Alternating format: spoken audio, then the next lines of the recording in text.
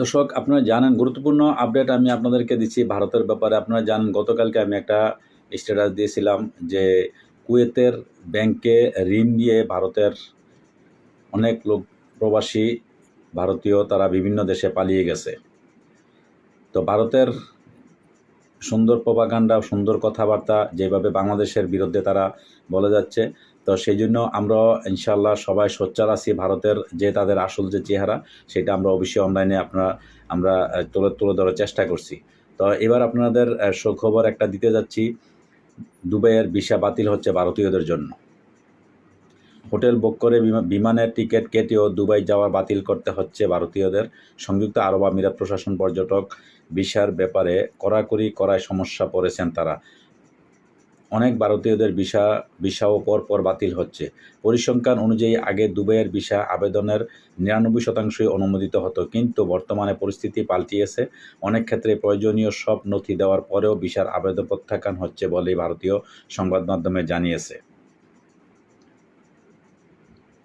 সংযুক্ত আরব আমিরাত সরকার সম্প্রতি দুবাইয়ের পর্যটকদের ভিসার জন্য নতুন এবং কঠোর নিয়ম আরোপ করেছে। নতুন নিয়মে বলা হয়েছে পর্যটকদের তাদের হোটেল বুকিংয়ের বিবরণ এবং ফেরার বিমান টিকিট দাখিল করতে হবে ভিসা আবেদনের সময়। শুধু তাই নয়, যদি কেউ দুবাইয়ে কোনো আত্মীয় বা বন্ধু-বান্ধব বা পরিচিত কারো কাছে উঠে, সেক্ষেত্রে ওই লোকের যাবতীয় তথ্য জমা করতে হবে।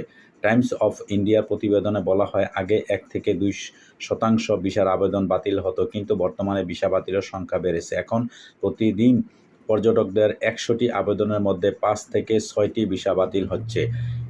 এক পর্যটন সংস্থার কর্মকর্তা নিখিল কুমার বলেন, নিশ্চিত বিমান টিকিট এবং হোটেলে বুকিং থাকা সত্ত্বেও ভিসার আবেদন বাতিল হয়ে যাচ্ছে। এর ফলে অনেকেই আর্থিক সমস্যার সম্মুখীন হচ্ছে, কারণ পর্যটকদের শুধু ভিসা আবেদনের ফি নয়, বিমান টিকিট এবং হোটেল বুকিংয়ের জন্য টাকা দিতে হচ্ছে।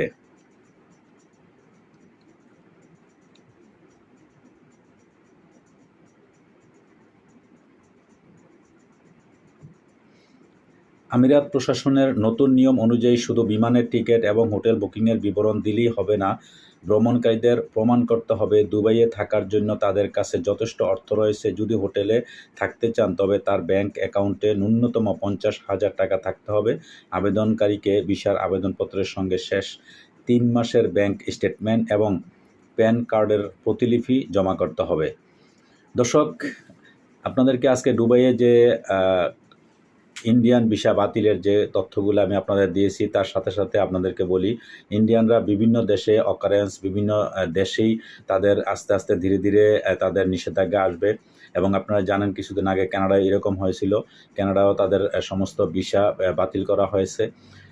ইন্ডিয়ানরা যে কোনো দেশে যাবে, ওই দেশেই তারা এই অবস্থা করবে। আর বিশেষ করে বাংলাদেশ নিয়ে তারা যে খেলাটা বর্তমানে খেলতেছে, আমাদের অতীতের সাবেক সরকার পতনের পর থেকে যখন ৫ জুলাই আগস্টের হত্যাকাণ্ডের মধ্য দিয়ে, বৈষম্যবিরোধী ছাত্র আন্দোলনের মধ্য দিয়ে যেখানে একটা অন্তর্বর্তীকালীন সরকার ক্ষমতায় আসার পর থেকে তারা বিভিন্ন রকমের ষড়যন্ত্র চালিয়ে যাচ্ছে। তারা আগে যেভাবে বাংলাদেশকে শোষণ করছে বিভিন্নভাবে, তারা এখনও ওই চেষ্টাটা অব্যাহত আছে বা ওইভাবে চেষ্টা করতেছে। কিন্তু এখন আর আগের মতো সেই দিনটা এখন নাই যে তারা বাংলাদেশকে আগের মতন সুইসা খাইব বা আগের মতন সকল রকমের সুযোগ সুবিধা ভোগ করবে। আর যেইভাবে তারা বিভিন্ন রকমের হুমকি দামকি দিতেছে, তাদের কাছে মনে হয় তারা এত হিংসা তাদের ভিতরে। ইন্ডিয়া বিশাল বড় একটা দেশ বা বাংলাদেশ ছোট্ট একটা দেশ, এই জন্য তারা একদম খেয়ে ফেলবে। তারা যে কোনো মুহূর্তে ১৫ মিনিট বিভিন্ন রকমের আলটিমেটাম তারা দিতেছে, ১৫ মিনিটে দেশটা দখল করে নেবে। এত সহজ এটা। তোমরা যদি ভারতীয়রা যদি মনে করো যে এটা ফিলিস্তিনের মতো, ইসরায়েলের মতো, তাহলে তোমরা বোকার স্বর্গে বসবাস করতেছো। তোমরা আসলেই জানো না, তোমরা সঠিক তথ্য তোমরা জানো না। আমরা বাংলাদেশি যারা আছে, বাংলাদেশিরা এই রক্ত দিতে জানে।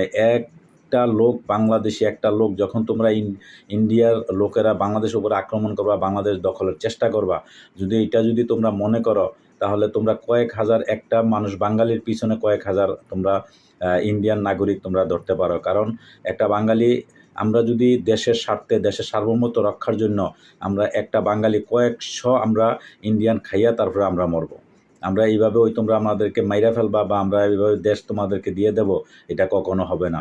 আর তোমরা কয়েক লক্ষ লক্ষ তোমরা দেশে অস্ত্রশস্ত্র আছে, তোমরা অনেক শক্তিশালী, বিশ্বের মধ্যে 4 নাম্বার একটা শক্তিশালী দেশ, বাংলাদেশ একটা ছোট্ট দেশ, তোমরা দখল করে নিবা, এটা কখনোই হবে না।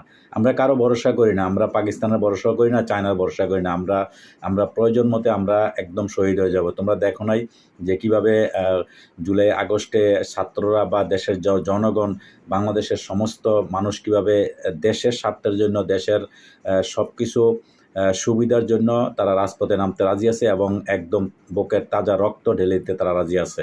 এটা হচ্ছে সেই বাংলাদেশ। তো তোমরা এটা মনে রাখবা, মনে রেখে বাংলাদেশের সাথে তোমরা যে কোনো কিছু করার চেষ্টা করবা। দর্শক, আজকে এই পর্যন্ত, ভালো থাকবেন, আল্লাহ হাফেজ।